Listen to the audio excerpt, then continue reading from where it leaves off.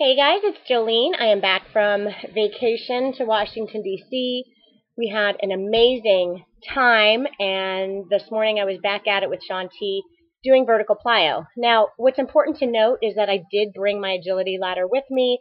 I brought my DVDs with me, and I fully intended to be working out on vacation. Only, I don't know if you've been to Washington, D.C., but I walked my family everywhere. Everywhere.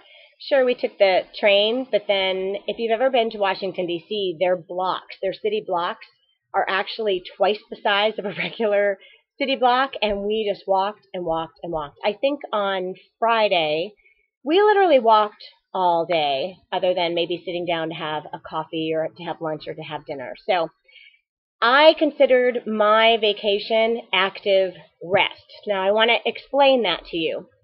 First of all, today when I did vertical plyo, it was as if I had never stopped.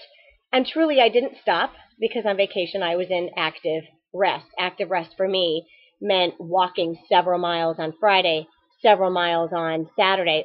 Thursday night even, I played beach volleyball at a friend's house, literally beach volleyball. He has a beach volleyball court in his backyard.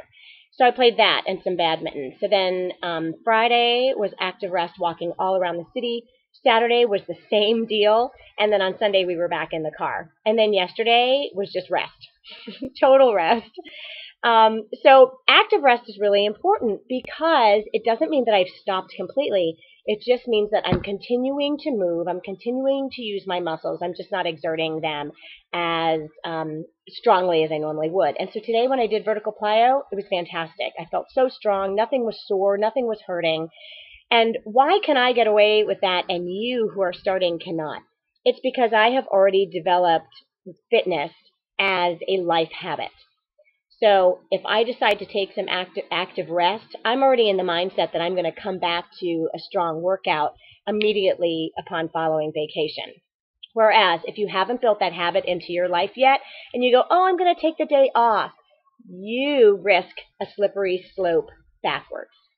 Now, I'm not saying that to gloat. I'm not saying that to brag. I'm just saying that this is a habit of consistency that I have built into my life. So I felt totally fine taking active rest on my vacation. I even ran up the stairs at the Lincoln Memorial with my son. That was hilarious. And there was a sprint at Mount Vernon. So active rest for me meant that I was continuing to move, just not Sean T style. And then when I got home, I really brought it today up in my gym. So I wanted to share that with you. I took notes today because I had so much I wanted to share. The other thing I wanted to say is that if I had done all that walking in Washington, D.C. and Asylum, I risked overtraining. Because while walking, you would think would be just a very simple, slow-moving exercise, I actually walked pretty fast, and my family can't stand me for it. But had I done both, I would have risked overtraining. I think overtraining is actually a red flag for panicking. Not trusting the trainer that they know what is best for you, thinking you have to do more in order to lose that weight or to get into that dress size or whatever. And when you panic like that and you don't listen to the professional, you don't take active rest, you don't do the program as prescribed, then you risk an injury. And then when you have an injury, it sets you back even farther. So overtraining is just a no-no, and I think you might need to recognize within yourself if you're overtraining because you're panicked and you just want to lose that weight fast. There is no losing the weight fast, guys. This has been a 2.5-year journey for me. I'm still on the journey. It just happens to be a very natural course of my day now. So anyway, vertical plyo is done. Tomorrow is back to core. The next day is supposed to be relief. I think I'm going to just put speed and agility in there rather than taking the relief day because I had that yesterday. And then at the end of the week, it's my fit test for Asylum, and I'm done. And I can't believe it. All right, take care. Bye-bye.